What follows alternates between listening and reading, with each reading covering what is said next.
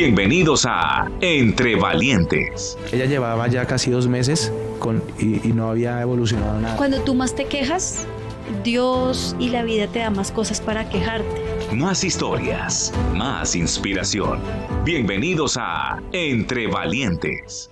Valientes también los que toman la decisión de empacar no solamente ropa en sus maletas, sino una cantidad de sueños e ilusiones y emprenden un nuevo rumbo. Ella es Tatiana Barreto, más conocida como Role Madrid, y hoy vamos a conocer su historia aquí en Entre Valientes. Tati, bienvenida. Adri, encantadísima de verte hoy, me da mucha ilusión estar aquí porque hace mucho seguía el podcast y de verdad que es un placer para mí también estar acá. El placer es nuestro porque tenemos historias diferentes siempre. La primera vez recuerdo que hablamos, que me contabas y me decías, Adri, me encanta el podcast, me encantan las historias, pero también encontrar que cada uno de nosotros tenemos de verdad una historia de valentía. Total, es que precisamente es lo que me gusta, ¿no? Que le das voz a historias que te hacen motivar para seguir, ¿no? Ajá. De pensar, así como ellos pudieron, yo también puedo, ¿no?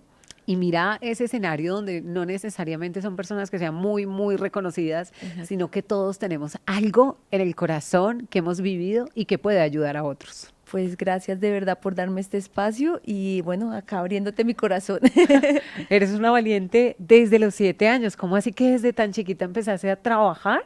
Sí, porque a ver, yo crecí en Suba Rincón, es un barrio pues humilde acá de Bogotá, sí.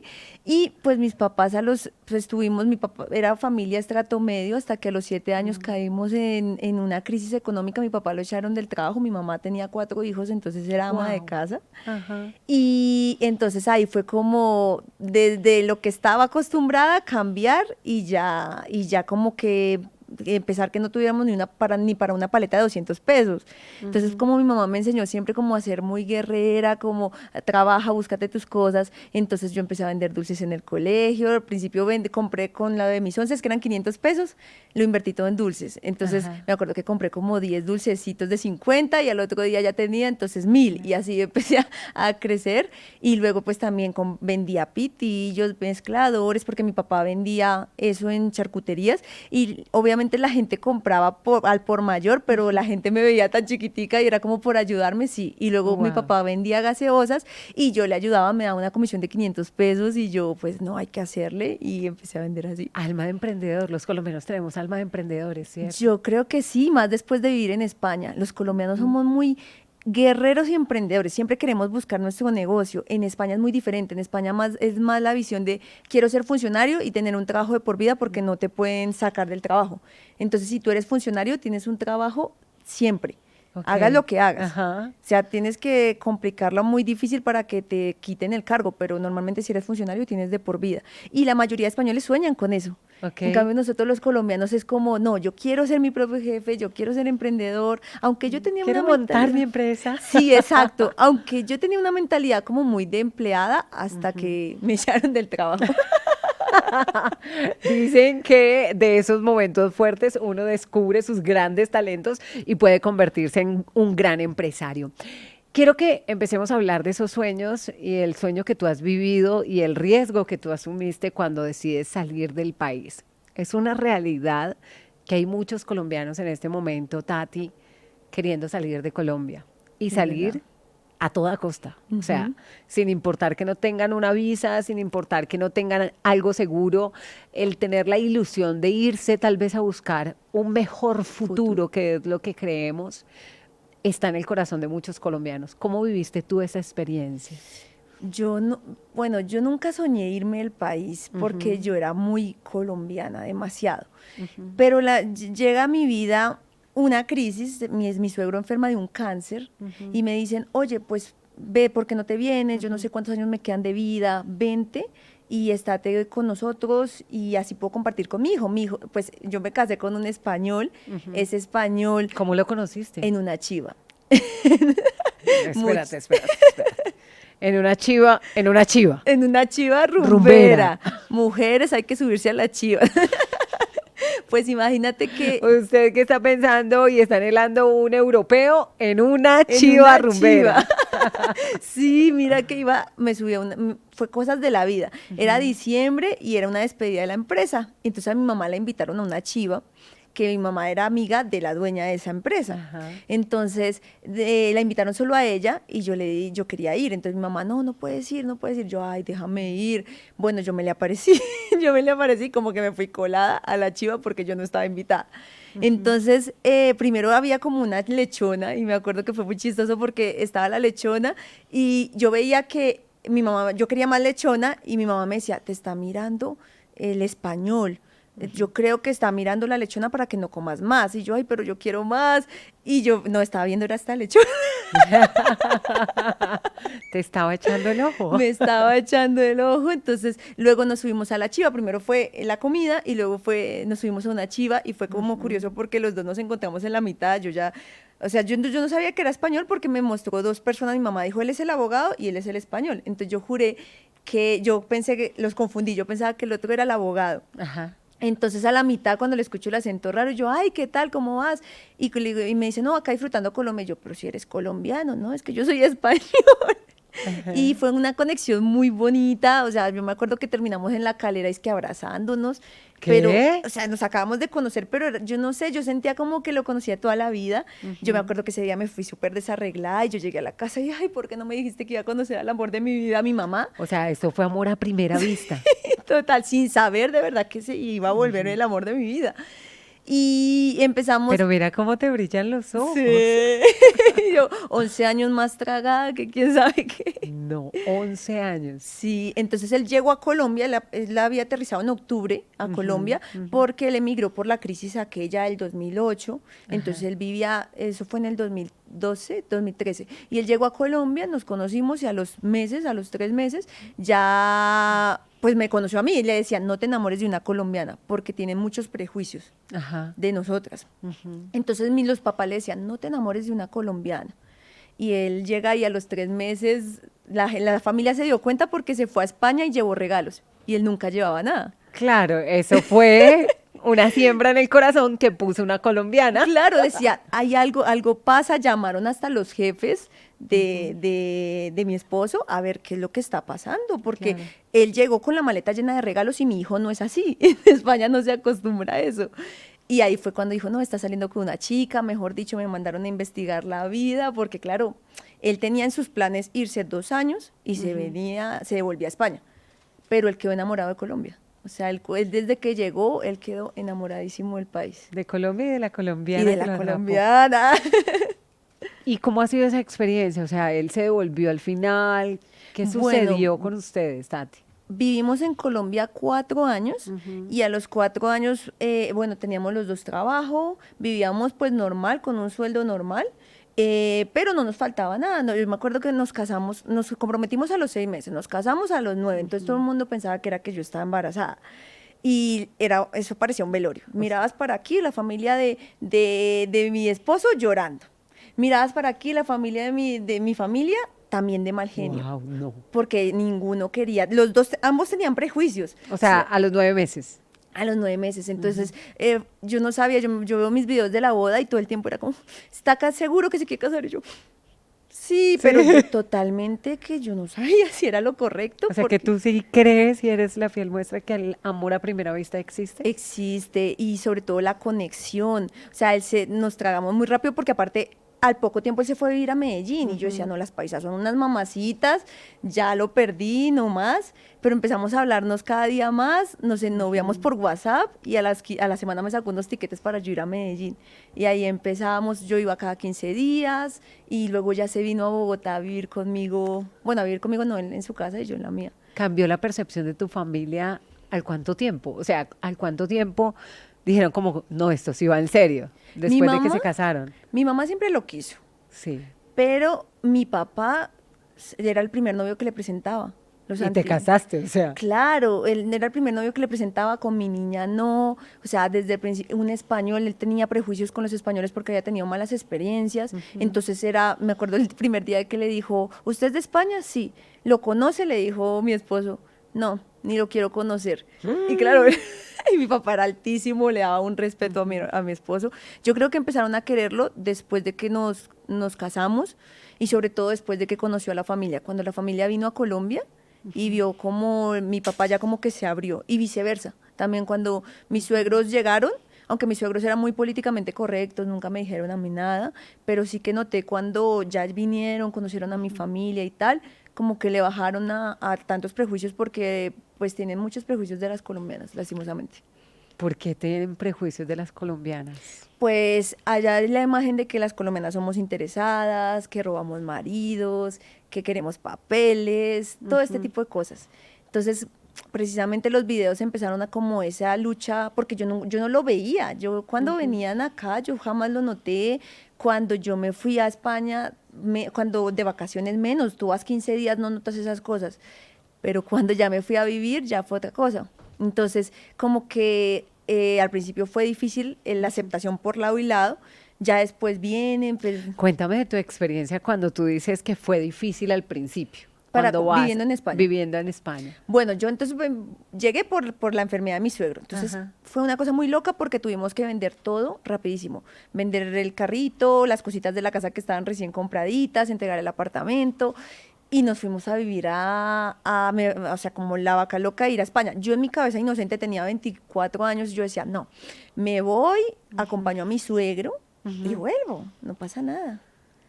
La siguiente parte de esta historia muy seguramente nos va a tocar el corazón porque es el reflejo de muchos colombianos viviendo en el exterior. ¿Y por qué Tatiana Barreto decide convertirse en una rola de Madrid y acompañar a todos los colombianos que están no solamente en Madrid, sino en muchos lugares del mundo viviendo esta experiencia? Llegas y tú dices como, bueno, esto es un nuevo comienzo o esto es temporal, ya me voy a regresar, luego todo va a ser como antes. ¿Y qué pasa, Tati? Yo me voy yo en mi cabeza 2 meses y medio, voy, tal, pero ya habíamos, o sea, no habíamos entregado el apartamento, pero sí que ya había dejado mi trabajo. Entonces la primera decisión difícil fue esa, dejar mi trabajo. Claro. Y lo peor es que justo acababa de ganar un premio de visita médica, o sea, me enteré a la semana de haber renunciado que me había ganado el premio a la mejor visitadora médica de Colombia. Entonces decía, y no me lo entregaron obviamente porque pues no estaba, yo decía, ¿qué hice? Entonces me voy a España y en mi cabeza era como, no, esto es fácil, yo llego allá y mejor dicho va a haber trabajo, porque me lo habían pintado así, era como, no, acá hay mucha oportunidad en visita médica, ganan 4 veces más, aparte pues acompaño a mi esposo, que era lo que me hubiera gustado a mí, ¿no? Si me pasa al contrario y es mi papá el que está enfermo, me gustaría que me Claro. acompañara, ¿no? Y luego lo que pasó fue todavía más chistoso, pero yo dije, bueno, me voy. Llego allá a España y empiezo a pasar hojas de vida. La forma como tienes que pasar la hoja de vida no es como en Colombia, la manera como se busca trabajo no es como en Colombia. Y empiezo a ir a entrevistas. Entonces me decían, ¿usted está segura que quiere trabajar o viene acá es porque su esposo es gallego y le está diciendo que tiene que buscar un trabajo? ¿Usted está segura que yo no la veo trabajando con gallegos? No, no te veo trabajando con gallegos. Cuando me sale yo creo que como 8 meses después de pasar muchas hojas de vida, me sale un trabajo como mesera, duró un día porque yo tengo, yo tengo un pulso de maraquera, entonces le boté una cerveza a un español. No puede ser. Un día duré. No puede ser. Poco tiempo después empiezo a trabajar vendiendo enciclopedias. También duré un día. Porque justo me mandaron a cobrarle a una señora.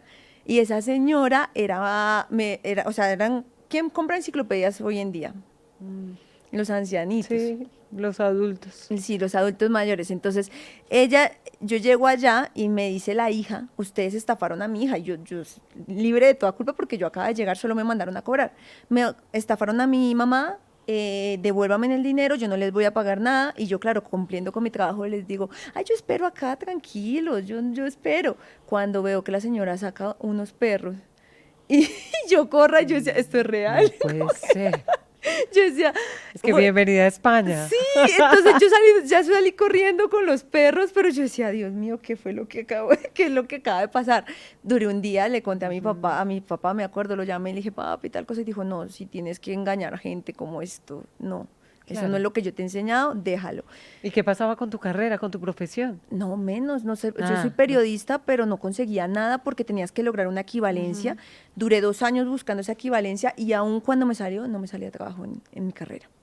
Entonces, bueno, empiezo vendiendo enciclopedias un día, luego vendo telefonía una semana Ahí fue que me dijeron que no me aceptaban porque tuve una cosa súper fea que estaba en la calle cuando vengo a ofrecerle pleno enero, hacía mucho frío, y le ofrezco pues el plan de telefonía al señor y el señor estaba como cansado de que le ofrecieran cosas que no quiero, y yo insistiendo como vendedora que soy, y que no quiero, que no me voy a dar, y saca un balde de agua y ¡pra! Me pone agua así encima.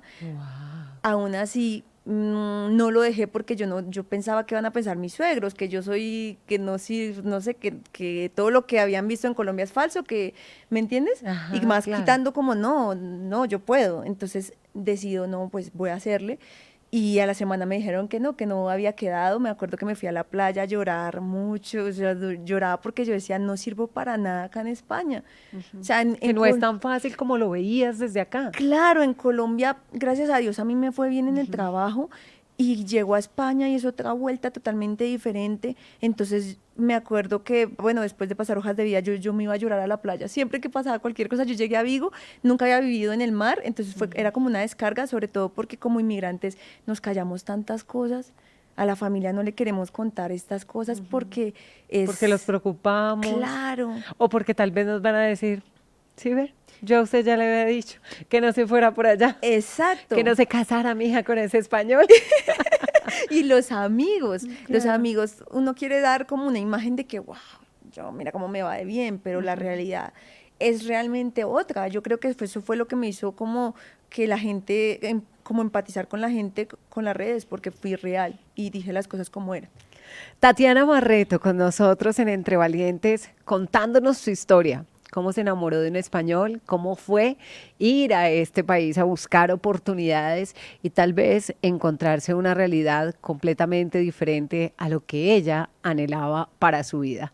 Si ustedes quieren contar su historia también aquí en Entre Valientes, recuerden que pueden escribirnos al correo electrónico entrevalientes@caracol.com.co o que lo pueden hacer en este preciso instante con la cámara de su celular leyendo el código QR que aparece aquí en la pantalla, nos envían su historia, nos dejan sus datos de contacto y nosotros, por supuesto, los estaremos invitando a este estudio de Entre Valientes. Tati, ¿por qué nace la idea de una rola en Madrid? Bueno, pues las redes sociales llegaron en el momento más difícil de mi vida.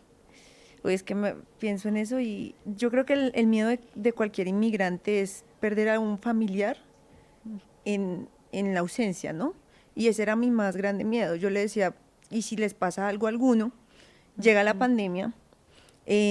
Yo había decidido irme de Galicia porque pues me habían dado crisis de ansiedad y tal, y me decidido irme para Madrid.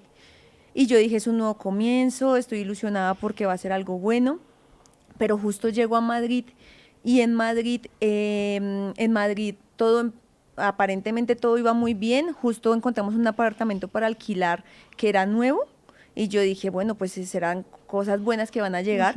Me llego y mando todo a una bodega de 40, de chiquitita, mando hasta mi ropa porque yo me iba a la semana, yo me quedo unos días donde mi suegro y ya me voy para Madrid cuando llega la pandemia. Wow. Entonces llega la pandemia y me quedo en la casa de mis suegros sin ropa, sí, porque yo había dejado como 2 o 3 cositas y lo que iba una semana me quedo pues desde marzo hasta junio que me logró ir a Madrid. Dejo de ver de un ojo de un día para otro, entonces me detectan una enfermedad autoinmune y bueno, ya aún así con todo eso, pues yo feliz porque iba para Madrid, llego a Madrid ilusionada de que es un nuevo comienzo y justo mi papá enferma de COVID, mi papá tenía 57 años y ese tema me afecta todavía. Llego a Madrid súper ilusionada. Mi papá jamás me dijo que estaba enfermo, solo me decían, no, tiene una gripa. Claro, ellos también mienten, ¿no? Porque Claro, para que tú estés tranquila. Ya la lejanía y el estar separados los unos de los otros hacía que la situación fuera difícil para todos. Y yo creo que uno quiere cuidar el corazón de las personas que ama y más aún en una situación tan delicada como la que estaban viviendo. claro, aparte porque yo me acuerdo que cuando iban a cerrar fronteras, mi mamá me dice, Tatiana, vente porque yo creo que va a haber una pandemia, vente para acá. Y yo decido irme para Madrid. Yo quiero ir, espérame. Gracias. Entonces yo tomo la decisión de irme yo quería irme para Colombia, antes de que cerraran las fronteras. Pero el tema del trabajo, uy, me voy y luego ¿qué hago con mi trabajo? Llamé a mi papá, me dijo, Tatiana, en este momento, pues yo no sé si tú te acuerdas que en España, la gente que llegaba de España, como esto era nuevo, en los barrios les hacían el feo, ¿no? Entonces dijo, no, yo tengo la empresa, tengo gente que depende de mí, ¿qué tal te infectes y nos toque quedarnos encerrados? No, quédate en España. Y creo que ese fue el dolor que más me quedó, porque después de lo que pasó. Entonces en junio me voy para Madrid, me acuerdo que yo lo llamaba, le hacía videoconferencias y le decía, papi, mira, me compré este mueble, me compré este sofacito, me compré esto otro, cuando me dicen, no, es que mi papá siempre bien, ni siquiera tosía delante mío, pero estaba con COVID. Entonces empieza a empeorar, yo no sabía nada, cada vez que hablaba con él era súper bien, y de pronto me dicen, un día, su papá, me levanto, llamo a mi papá y me dicen, su papá lo entubaron. O sea, yo quedé como, ¿qué pasó? ¿A qué horas? Como así, no entendía nada. Yo me acuerdo que el día anterior mi mamá me dijo, tu papá está muy enfermo, convéncelo de que vaya a la clínica. No. Entonces yo lo llamé, le dije, papi, por favor, pero no me imaginé la magnitud. Entra a la clínica el martes y el miércoles le dicen, está entubado. Entonces fue muy difícil, fueron 12 días terribles porque pedí un vuelo de repatriación, no habían vuelos de repatriación. Entonces como que yo me la pasaba orando día y noche. Tati, la realidad de muchas personas en ese momento, ¿no? Sí. O sea, lo que tú hoy nos estás contando es la realidad de muchos colombianos que tuvieron que vivir esta situación del COVID encerrados, lejos de sus casas, lejos de las personas que amaban, y muchos de ellos no tuvieron el tiempo para despedirse. Total, yo no pude, o sea, mis hermanos aún hablaron con él y él alcanzó a despedirse porque, pues claro, lo iban a entubar, pero él a mí no me llamó. No, me imagino que en el afán de cuidarme, de que yo no me preocupara, pero yo no hablé con él, no me mandó un mensaje. Cuando llamo a mi papá me contesta mi hermano y me dice, bueno, lo entubaron. Fueron 12 días horrorosos. Yo me acuerdo que oraba día y noche, le pedía mucho a Dios, me iba a iglesias, le prometí a Dios que iba a ir todos los días a misa hasta que él se sanara y tenía la fe de que iba a sanarse, hacíamos vigilias, de todo. Cuando un día, cuando me levanto y sobre todo tengo en la cabeza el recuerdo de mi hermano, porque mi hermano menor le queda muy poco para graduarse, tenía 20 años y justo pues yo pensaba en él, que decía, ¿cómo pasa esto? Yo me acuerdo que lo llamo y a mí no me decía nada, solo escucho a mi hermano gritar como loco, y yo, ¿qué pasó? ¿Qué pasó? No, tu papá murió. Fue muy difícil porque no habían ataúdes, mi papá no lo entregan en una bolsa, nadie lo vio, no, ojalá lo hubiésemos podido ver para decir es él, nadie lo vio, toca cremarlo, yo no quería cremarlo, entonces dura un mes en ese sitio de donde supuestamente lo iban a cremar, yo pidiendo un vuelo, no se podía, un mes sin saber del cuerpo de mi papá qué es la vida.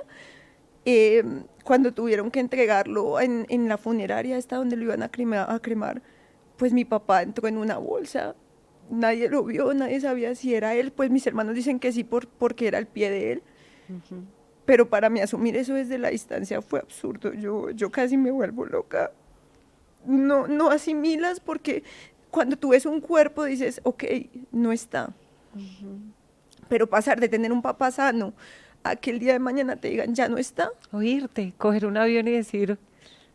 Yo le tenía terror a esas 10 horas de avión. Yo decía, cuando me salga el vuelo, ya, o sea, al mes me dijeron, ya hay un vuelo. ¿Un mes? Un mes. Wow.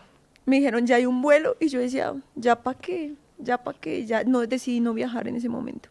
Porque tampoco me veía fuerte, Héctor no podía viajar conmigo porque él era español, solo podían viajar colombianos.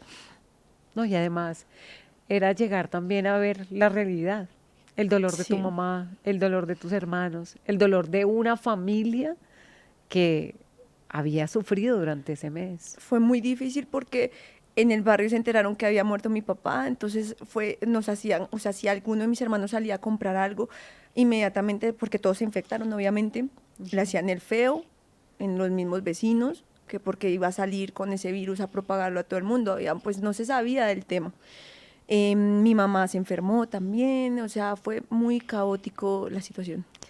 Tatiana Barreto nos está contando la historia detrás de una rola sonriente que vemos en las redes sociales, la historia detrás de una rola en Madrid, porque así aparece en sus redes sociales, Tatiana, y esto es algo que nos llega directamente al corazón, porque a veces solo vemos esa parte divertida y genial que hay en las redes sociales, pero no nos imaginamos qué hay detrás de todo eso, Tati. Porque precisamente cuando te pregunto cómo nace una rola de Madrid, tú empiezas a contarnos toda esta historia de dolor, que al final, en medio de la prueba, qué valientes somos cuando tenemos la capacidad de poder volver a florecer. ¿En qué momento vuelves a Colombia?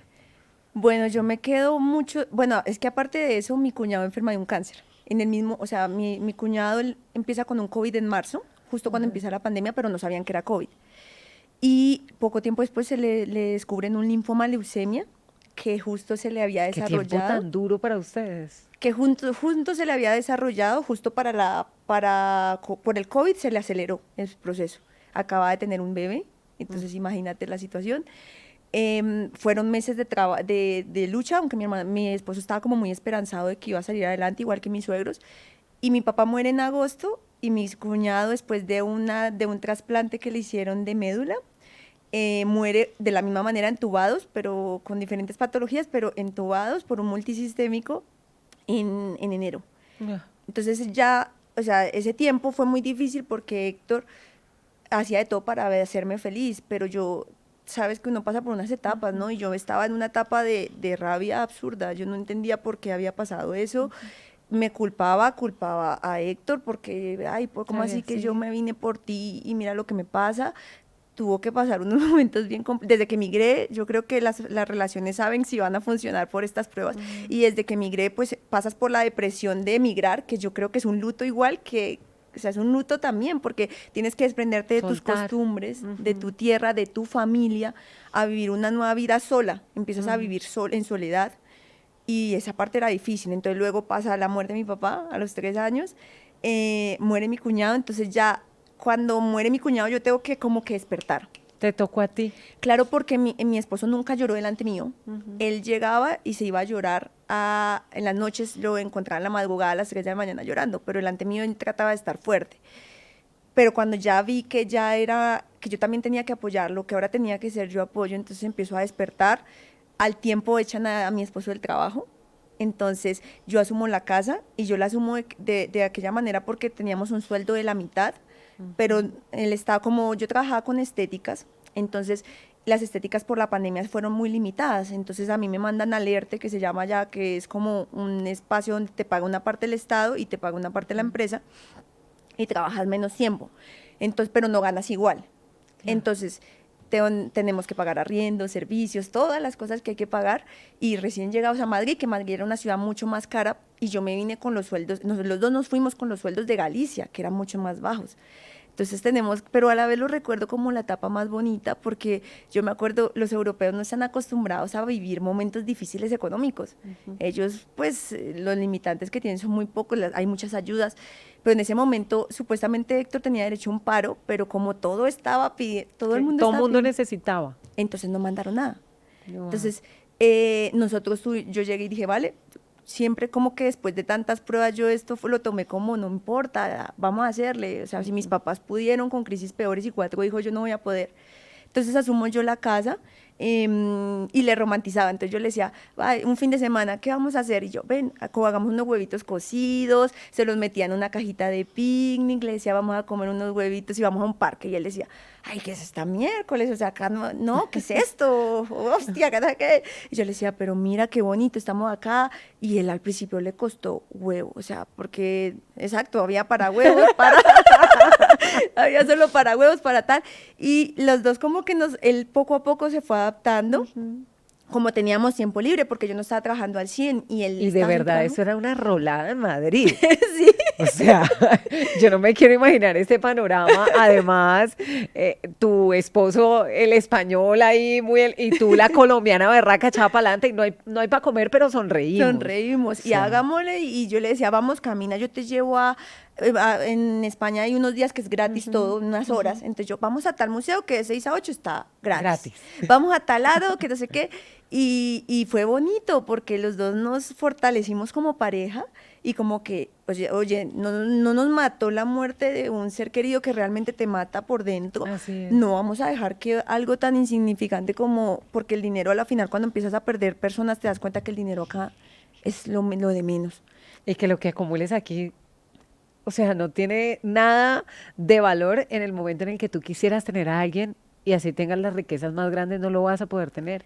Es disfrutar a las personas que amas, Es porque no verdad. sabes en qué momento se van a ir. Esa fue mi lección más grande cuando murió mi papá. Darte cuenta que por más que llores, por más que sufras, por más que te patalees, no Nada va a te lo volver. devolver. Y uno sufriendo porque, ay, que en el trabajo no me va bien. Eso es lo de menos. Si está toda tu familia Si hay vida y completa, esperanza. exacto, tal cual. Y yo me acuerdo que cuando estaba pasando por esto de mi papá entubado, vi una pancarta de Santa Teresa de Jesús que decía, nada te turbe, nada te espante, solo Dios basta, y solo me acordaba esas palabras. Y yo decía, Dios, si tú me tienes acá, porque claro, fueron momentos muy difíciles, en algún momento pensé en ya no querer vivir, porque, Claro. o sea, yo no le veía sentido a nada, me bajé como a 40 kilos, o sea, absurdo. Y después de eso, pues él se empieza a habituar y al poco tiempo le sale un trabajo. Pero en el tiempo de que estuvimos sin trabajo, salen las redes sociales. Wow. Y aquí Tati dice, esto fue. Pues imagínate que llegan porque yo tenía Instagram, pero en Ajá. Instagram mostraba lo que todo el mundo muestra, ¿no? Claro. Los viajes, No, y la al vida inicio era solo las fotos chéveres, ¿no? Sí. Yo recuerdo que cuando Instagram empieza, tú solamente publicabas las fotos y Ujú. además tenía que ser la foto más instagrameable del mundo. O sea, la Exacto. foto que tú subías a Instagram era porque era la de mostrar. La de mostrar. Pero de ahí para allá, vida real, siento que en Instagram no había antes. Todo era perfecto. Y eso precisamente fue lo que me chocó cuando murió mi papá. Yo buscaba, ¿cómo quito este dolor que tengo en el alma? No encontraba. Y hablaba con gente y me decía, ay, no, eso simplemente te enfocas. Ay, no, mi hijo, no está pasando por ese No. momento que enfocarse en nada. Y entonces, como que yo digo, bueno, voy a coger una esperanza, que son las redes. Y a la par, Héctor me dice, ¿por qué no te metes en un máster? Yo le decía, yo me fui con la finalidad de hacer un máster, pero no pude ahorrar, no me alcanzaba para eso. Yo me fui con la finalidad de una casa, de tener una casa propia y ahorré tanto y no se me dio. Y claro, yo me frustré muchas veces por eso. Y yo decía, hoy en día he aprendido que las cosas llegan al tiempo que tienen que llegar. Todavía no la tengo, la tendré en su futuro, pero no voy a Así dejar va de a ser ser. feliz por cosas materiales. Ese fue mi mayor aprendizaje de todo esto. Y bueno, entonces, como estábamos sin hacer nada, me hago Instagram, igual fotos, la vida perfecta. Ahí empezaron los reels. Entonces empecé a subir reels de outfits, que me encantaba la moda y ta. Ay, como a la semana, como yo vendía por medio de mis redes de la parte estética, porque era más fácil llegar a un doctor, a un médico estético por mis redes, porque me veían y decían, bueno, pues sí le doy una cita. Y más en pandemia que tocó reinventarse, yo empecé a mandar mensajes así, ay, doctor, yo represento tal marca, tú me podías dar una cita. Cuando en una de esas me denunciaron por ofrecer los productos y me cierran la cuenta. Ay, no puede ser. Aquí viene otro de los retos para Tatiana Barreto. Una rola en Madrid hoy nos está contando su historia, cómo logró reinventarse, cómo ha logrado avanzar con su vida luego de la pérdida de su padre, del dolor de no haberlo podido despedir y de no haber abrazado a su familia en ese momento donde tanto la necesitaban. Si ustedes también quieren compartir su historia, recuerden que lo pueden hacer a través del correo entrevalientes@caracol.com.co o también pueden sacar la cámara de su celular y aquí en este costado van a encontrar el código QR que pueden leer y donde nos pueden enviar su historia, dejarnos sus datos y muy pronto los estaremos invitando, así como a Tati, aquí a nuestro estudio de Entre Valientes. Te cerraron la cuenta, Tati, ¿qué hiciste? Pues cuando me la cerraron, entonces ahí es donde mi esposo me dice, oye, ¿por qué no subes en TikTok? Y yo, ay, pero es que yo TikTok no sé bailar, yo soy rola. Yo no, A ver, no. yo no sé bailar, yo no sé, o sea, me muevo, para los españoles soy muy pro, pero para los colombianos no sé En bailar. España pro, aquí. Aquí nada. Entonces yo decía, pero yo no sé bailar, pues ya no soy una niña como para hacer videitos. Yo pensaba que en ese momento no. Entonces me dijo, bueno, pues ¿por qué no te haces un curso y aprendes? Me hice un curso de TikTok. Ajá. Y ahí aprendo lo de Que no eran solo bailes. Exacto, que podía escoger un nicho. Yo dije, ¿qué sé yo que no sabe el resto? Oye, pues porque no comparto mi historia, pero real, no lo que muestro en Instagram, real. Porque además en Instagram tenía miedo porque me sigue mucha gente Claro. conocida. Y uno, no sé si te pasa, pero uno como que es uno en TikTok, es otro en Instagram y es otro en Facebook. Es verdad. O sea, yo una vez dije, tengo que enlazar porque parece que fuese una persona la de TikTok, otra la de Instagram y otra la de Facebook. Tengo como que unir esto. Pero sí pasa que no es que tengamos diferentes personalidades, o será que sí, no, mentira, no.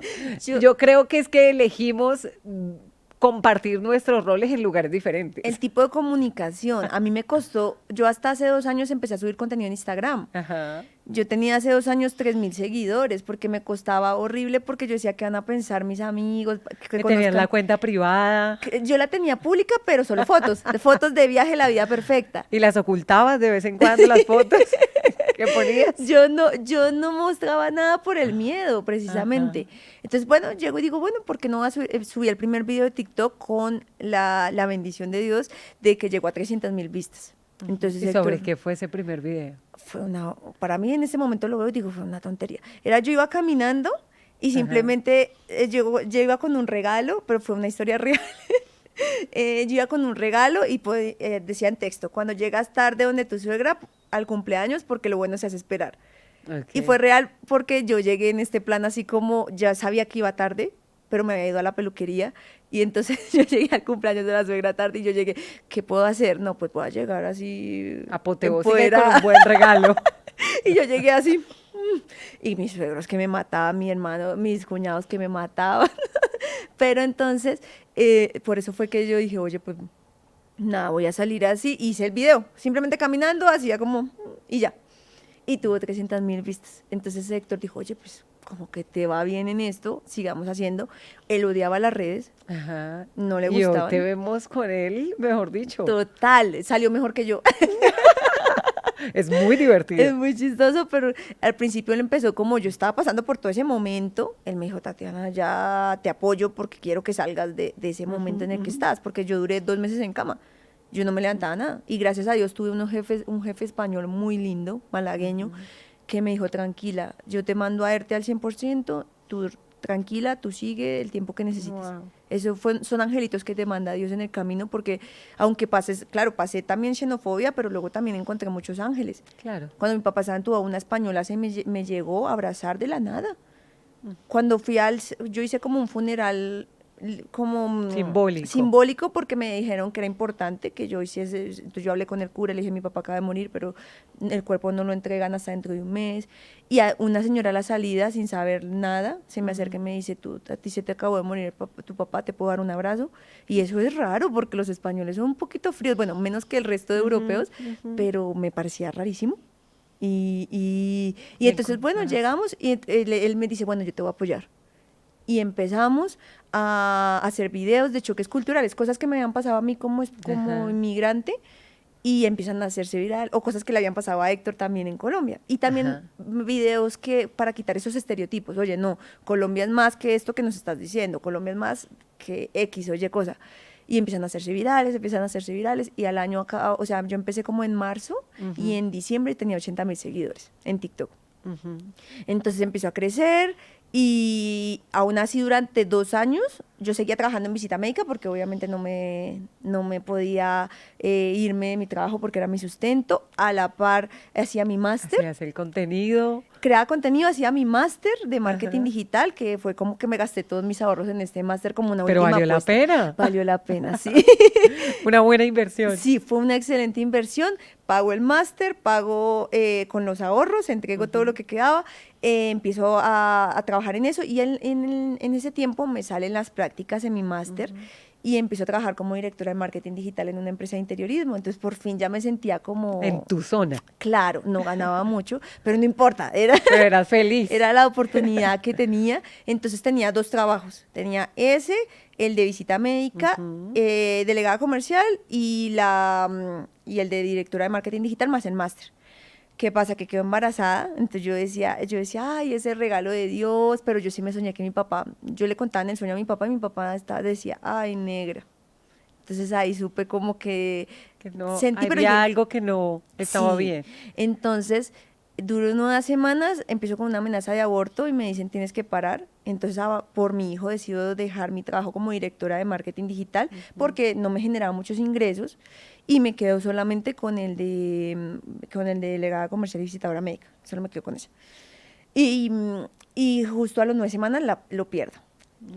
Entonces, cuando quedé embarazada no lo esperaba. Digamos que mi actitud fue como si yo le conté a mi mamá como si tuviera 15 años y no sé, como le dicen Asustada. a uno, no vaya a meter las patas, pues yo me sentí como si, yo creo que tantos años de ¿Y ya cuánto psicología, llevabas de casada? pues ya 8 años. Imagínate. Pero yo creo que la psicología de lo que te dicen, ¿no? Ajá. Como que yo me acuerdo que me puse a llorar y yo, mamá, estoy embarazada, pero al poco tiempo me ilusioné y nunca vi la importancia, oye, de lo importante que es la vida. A veces nos enseñan como, ay, no vaya a meter las patas, cuando no es meter las patas, un hijo es una bendición de Y Dios. dar vida. Y cuando los pierdes te das cuenta que no es fácil ser mamá. Y que si tú tienes un hijo y que aunque no sean las condiciones, porque para mí era, no, es que acabo de llegar a España, no, es que siempre había una excusa. Mi papá soñaba con ser abuelo, pero yo decía, no, papi, pero ¿cómo voy a tener un hijo en este momento? Y cuando me pasa eso de perder mi bebé, dije, oye, la vida es muy importante y un bebé, o sea, a veces llegamos y lloramos y decimos, ay, es la bendición más grande que te pueda dar Dios porque ser mamá no es para todo el mundo, o sea, no todo el mundo puede ser mamá. Y yo hoy en día que ya he perdido 2, y hoy en día que he perdido 2 digo, oye, no sé si Dios me lo tenga en mis planes ser mamá o no, pero digo, qué bendición es ser mamá y tuve que pasar por esto para decir, o sea, Dios, ayúdame algún día a ser mamá. Wow, tremendo los retos de Tati en medio de esa historia que hoy nos ha compartido. ¿Qué sueñas? ¿Qué viene para Tati? Tati, ¿cómo va el duelo con lo de tu papá? No quisiera como terminar esta historia con un momento que nos has expresado aquí que ha sido tan duro para ti, para tu familia. ¿Al cuánto tiempo al fin si decides volver a Colombia y cómo es ese encuentro con tu familia? O sea, mi papá muere en julio 30 y lo entierran como en agosto y yo vuelvo en octubre, cuando ya abrieron fronteras para ir con Héctor. Me fui por México y luego llegué a Colombia. Esas horas del avión fueron eternas. Y yo llegué y, es muy duro llegar a la casa, no ver a tu papá, ver que cambió todo. Yo me obsesioné con ir a todo donde él había ido. Entonces, si yo dormía en su habitación y quería sentir el frío que había sentido mi papá en las noches. Y cuando le dieron la pensión a mi mamá, fue muy difícil, pues mi mamá tuvo que guerrear el duelo de 4 personas que terminaron vueltos nada, o sea, Claro. pero le toca ser fuerte, porque ella era la cabeza del hogar, asumir todas las cargas que mi papá, yo digo hoy en día, Dios mío, mi papá cómo era de fuerte, porque él asumía todo y nosotros es como, Dios, otro problema, ¿qué hacemos? Me acuerdo que cuando murió mi papá, él dejó en el sobre, encontramos un sobre, y tenía exacto lo que costó el sepelio, exacto. O sea, ni un peso más, ni un peso menos. Wow. Era como si internamente pasara. Entonces yo llego en octubre y esas 10 horas yo solo lloraba, no hacía más que llorar. Llego, paso por México, lloré, llego a Bogotá, me subo a la camioneta, ya no estaba mi papá recogiéndome, más porque el último año, ya había pasado 3 años en España. Entonces yo dije, no, ya el último, me acuerdo que me despedí como, no pasa nada, Nos papá, vemos ya nos vemos pronto. pronto, sin saber que era la última vez que lo iba a ver. Entonces llegar a subirme en su carrito y ya no verlo a él, llegar a tu casa y ya ver que tu casa cambió, llegar la primera Navidad, porque llegué pues para Navidad, llegué en octubre, pero me quedé hasta diciembre. Ver la primera Navidad sin él, es muy difícil porque como que te rompe el estereotipo que tenías de familia, ya no está tu familia. desde ahí empezamos a huir. Cada Navidad, cada Año Nuevo nos íbamos para algún lado. Ya no queríamos estar en casa. Claro. Porque estar en casa era muy difícil. Todo era recuerdos. Entonces yo me obsesioné con ir a todos los lados donde él había. Le pagaron la pensión a él. Y cuando le pagaron la pensión a mi mamá, se la dieron a mi mamá, y yo ese día me dio mal genio. Y mi mamá pensó que era que ella no merecía eso, pero realmente era como, no, es que mi papá era el que tenía que pensionarte, no tú. O sea, era como el dolor de que él se pasó su vida trabajando, porque ese año además iba a ir a España, tenía un viaje en septiembre y me iba a llegar de sorpresa. Ese año me dijo, voy a sacar un carro a crédito para que podamos ir de paseo y para que tú tengas tu carrito cuando llegues. Y era un Ford negro, y a mi esposo le dieron en el trabajo el mismo Ford negro. Pero yo no sabía nada de esto. Cuando le mando la foto a mis hermanos y dicen, mira, yo siento que cuando pasas por esa prueba, ellos te siguen dando, esos angelitos te siguen dando regalos. Y yo creo que todo lo que ha llegado a mi vida han sido regalos de mi papá, que me lo sigue mandando. O sea, es como, negra, ya no estoy, pero toma. O sea, tú sigues siendo mi princesa, yo te sigo cuidando, porque la verdad tuve un papá maravilloso que me dio más de todo y más de lo que pudo. Tati, yo quiero que antes de despedirnos, recuerden que la pueden seguir como una Rola en Madrid. Como @Rola en Madrid. Rola en Madrid, sí. @Rola en Madrid. Aquí les aparece el @ de Tati para que la vayan a conocer, a seguir, a divertirse también con su contenido. Y antes de despedirnos, quiero que le des un consejo a todas las personas. Yo creo que el consejo que has dado es muy claro en valorar, amar y cuidar a las personas que están a tu alrededor, pero yo quiero que a esas personas que están pasando por un momento de dolor o de tristeza, hoy tú les puedas mandar un mensaje de fe y de esperanza. Yo creo que lo más importante es que en esta vida todo es temporal, los momentos buenos y los momentos malos, así que si estás pasando un momento difícil donde sientes que no puedes más, espérate, porque lo mejor está por venir. O sea, eso me pasó a mí. Cuando creí que ya no podían tener más golpes, la vida empezó a sonreír, y cuando llegan las bendiciones, llegan todas juntas en un solo momento. A los que acaban de irse de su tierra, tranquilos, el principio no es fácil, para nadie es fácil, volver a empezar te rompe, pero sigue luchando, sigue perseverando. Yo no pensé que en España fuera a lograr los sueños que he logrado, tantas cosas, tantas bendiciones que me han llegado en España, nunca pensé que lo iba a lograr después de 7 años, y sobre todo que cada persona tiene su proceso, que no nos comparemos, porque a veces uno llega allá y nos falta el que te dice, uy, yo al año ya tenía, mejor dicho, yo al año ya tenía mi casa. No. Con calma. Con calma. Tienes que esperar tu proceso, porque tu proceso no es el mismo al mío ni al de otra persona. Aguanta, espera y ten fe en Dios de que todo va a pasar, y créeme que la vida, y sobre todo cuando cambiamos la imagen y valoramos lo que es realmente importante, que es las personas que tenemos al lado, eso es lo más importante. Nos damos cuenta que la plata y todo lo demás sobra. Que todo llega pero lo importante es tener a nuestra familia. Si tenemos a nuestra familia, todo va. Tati, gracias por estar con nosotros. Gracias. Y abrirnos tu corazón. Gracias, Adri, no, mejor dicho, pero gracias, porque tú eres una persona que se da para abrirte de esa manera. Casi termino llorando contigo. Tatiana Barreto, una Rola en Madrid, estuvo con nosotros en Entre Valientes.